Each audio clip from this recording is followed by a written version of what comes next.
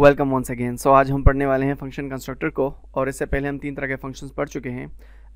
वो जो तीन तरह के फंक्शंस हैं जिसमें फंक्शन एक्सप्रेशन, फंक्शन डिक्लेरेशन और फेटर फंक्शन थे, वो फॉल करते हैं एक कैटेगरी में जिसका नाम है फैक्ट्री फंक्शंस, और इसके अलावा सेकंड हमारे पास कैटेगरी है जिसको फंक्शन कंस्ट्रक्टर कहा जाता है। सो आज हम देखने वाले हैं कि फंक्शन कंस्ट्रक्टर क्या है। आल्दो ये सारे सिमिलर होते हैं, इतना आपने कंफ्यूज नहीं होना इसके अंदर कि कौन से फंक्शन के टाइप को यूज़ किया जाए और कब कौन सा यूज़ करें, कैसे यूज़ करें। ठीक है, आपने सिंपली बस एक टाइप को चूज़ कर लेना है एंड देन उसी को फॉलो करते रहें। ठीक है, नो प्रॉब्लम, इसमें आपने बिल्कुल भी कंफ्यूज नहीं होना। सो इसका स्टार्ट करते हैं हम इसके नेमिंग कन्वेंशन से।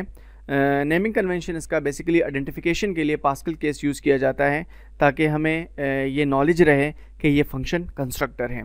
सो पास्कल केस क्या होता है कि हर वर्ड का जो फर्स्ट लेटर है वो कैपिटल होता है। ठीक है, मैं यहाँ पर एक फंक्शन सिंपल डिक्लेयर करता हूँ जिस तरह हम फंक्शन डिक्लेरेशन में करते थे, और मैं इसका नाम पर्सन रख देता हूँ। मैंने ब्रेसेस डाले और उसी तरह से मैंने इसको डिफ़ाइन किया जिस तरह के हम फंक्शन डिक्लेरेशन में करते थे। सिर्फ क्या है कि इसका जो फर्स्ट लेटर है वो आपको नज़र आ रहा होगा कि वो कैपिटल है, जो कि ये आइडेंटिफाई करता है कि ये एक फंक्शन कंस्ट्रक्टर है।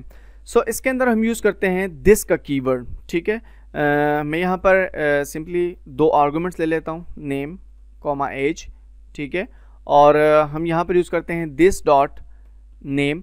दिस से मुराद के ये स्पेसिफिक स्कोप जो है, ये फंक्शन का जितना एरिया है सारे का सारा, ठीक है, is equal to name, and मैं लिखता हूँ this dot age is equal to age.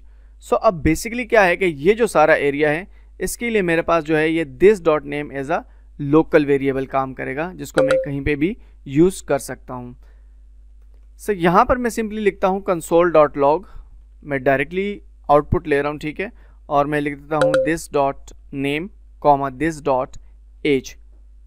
So इसको कॉल करने का मेथड थोड़ा सा डिफरेंट है बाकी फंक्शन से। इसके लिए आपने बनाना होता है ऑब्जेक्ट को। ठीक है, यहाँ पर मैं क्रिएट करता हूँ एक ऑब्जेक्ट। इसका ऑब्जेक्ट बेसिकली क्या करता है कि जैसे आप ऑब्जेक्ट का कीवर्ड लिखते हैं ये एक एम्प्टी ऑब्जेक्ट को रिटर्न करना शुरू कर देता है। ठीक है, मैं लिखता हूँ let person is equal to new. New की कीवर्ड से आपका एक नया ऑब्जेक्ट क्रिएट हो जाता है। ठीक है, मैं यहाँ लिखता हूँ पर्सन। जब मैं ब्रेसेस डालूंगा मुझसे दो चीज़ें पूछेगा। लेट्स सपोज मैं लिख देता हूँ जॉन्स, और 34 मैंने एज डाल दी। सिंपली मैं रिफ्रेश करूँगा तो आप देखेंगे जस्ट ऑब्जेक्ट बनाने से जो ये स्टेटमेंट है मेरे पास ये एग्जीक्यूट हो चुकी है, और मेरे पास जॉन्स और 34 कंसोल के अंदर आ चुका है। आल्दो आप इसके अंदर मेथड्स भी यूज़ कर सकते हैं। लेट्स सपोज मैं यहाँ पर एक मेथड डिक्लेयर करता हूँ दिस डॉट से हेलो। सो हेलो नहीं हेलो, और सिंपल इसको मैं फंक्शन लिखता हूँ। ठीक है, और यहाँ पर आप कुछ भी प्रिंट आउट करवा सकते हैं। लेट्स सपोज मैं लिखता हूँ कंसोल डॉट लॉग, और मैं यहाँ पर लिख देता हूँ simple hello colon plus concatenation की मैंने, और दिस डॉट नेम मैंने लिख दिया। ठीक है, यहाँ पर सिंपल मेथड को मैं कॉल करता हूँ। मेथड को कॉल करने का जो तरीका है वो ये है कि आपने ये ऑब्जेक्ट अब यूज़ करना होता है हर जगह। जब आप एक फंक्शन का ऑब्जेक्ट बना लेते हैं इसके बाद आपने हर जगह इसके ऑब्जेक्ट को ही यूज़ करना होता है। डॉट से हेलो मैं लिख देता हूँ। ऑल्दो ये से हेलो जो है ये एक फंक्शन है, सो लास्ट में इसके राउंड ब्रेसेस आएंगे। सिंपली मैं रिफ्रेश करता हूँ तो आपको यहाँ पर हेलो जोन्स लिखा हुआ नज़र आ रहा होगा। एंड दैट्स इट गाइस, बस इतना ही है फंक्शन कंस्ट्रक्टर। इसमें और कुछ इतना मुश्किल नहीं है। सो ऑल्दो हम इसके कुछ प्रोज एंड कॉन्स को डिस्कस करते हैं।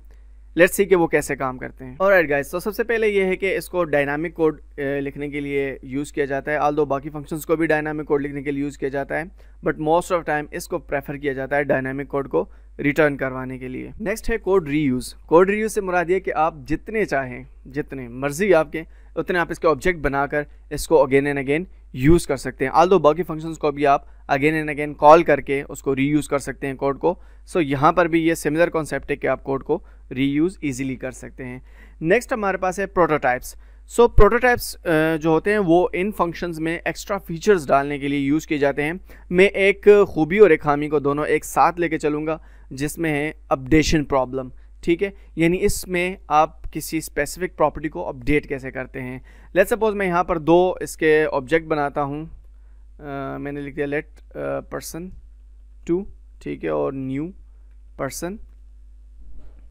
यहाँ पर मैं लेता हूँ रोनी, और लेट्स सपोज एज में लिख देता हूँ 22। ठीक है, सिंपल मैन ईजी। मैं रिफ्रेश करता हूँ, मैं किसी मेथड वगैरह को कॉल नहीं कर रहा फ़िलहाल।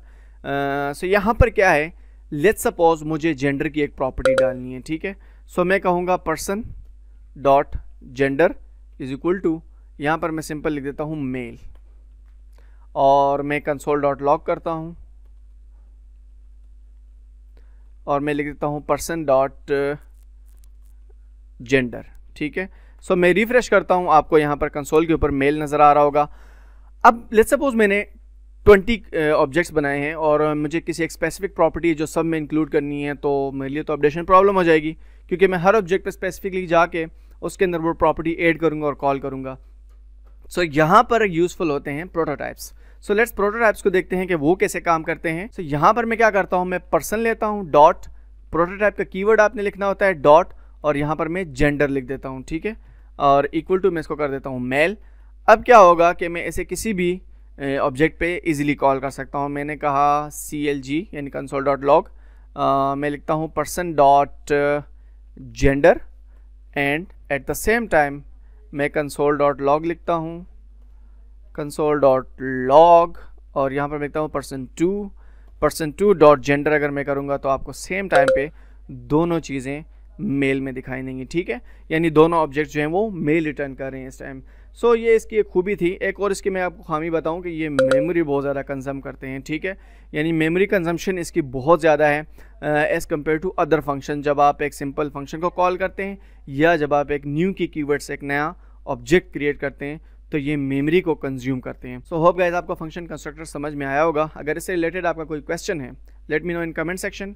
Thank you guys for watching, bye.